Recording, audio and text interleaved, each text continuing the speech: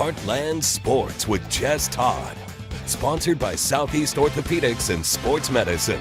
Well, severe weather has taken the headlines for the moment. Grant and Madeline got you covered, don't worry.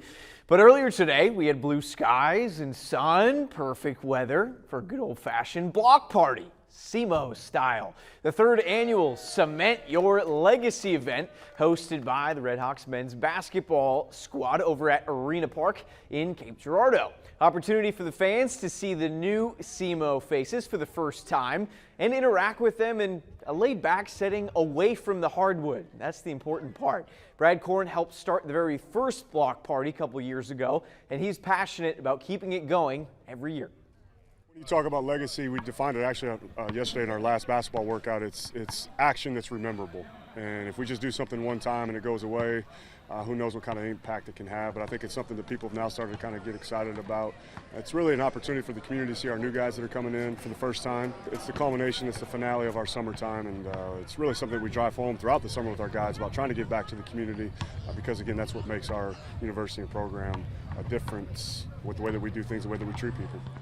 We'll have much more from the block party tonight on Heartland Sports, including Nate Johnson, who just signed a professional contract a couple years ago. He came back to make sure he was there. So did Chris Harris, who also may or may not be signing a contract in the near future. Nate will tell us a thing or two about that. We also had a water balloon fight. Don't miss it. We're going to have all of it tonight on Heartland Sports. And a doubleheader for the Cape Kapahas today. They beat the weather. They were hosting the St. Louis Spikes over at Saxony Lutheran High School. Been a bit of a tough season for them. They've been fighting numbers on the field. They're 8-14 this season, trying to make a push as the playoffs are coming up shortly. Again, they're hosting the St. Louis Spikes today. They had to kind of pivot away. Initially, it was scheduled to be at Kapaha Field, had to make other arrangements. But Tom Bolin is a wizard with scheduling. He always somehow finds a way to get these games in. He's awesome. It's the 129th year of the team. The Bolin family has been huge, being able to keep this thing going for as long as it has. Without them, you just never know where this would have been. Jess Bolin, his dad, a Hall of Famer. Tom's following right along in his footsteps.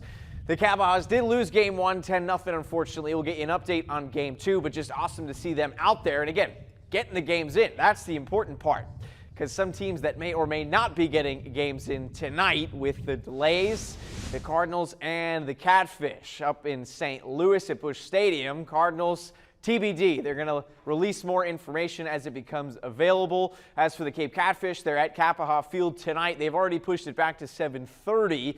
And if the weather kind of stays the way that it is, again, we're going to have an update coming up after the break on that. But we'll see if they are able to get that in. They may have to move it back even more. If they do get it in at 7:30, we'll have highlights tonight at 10.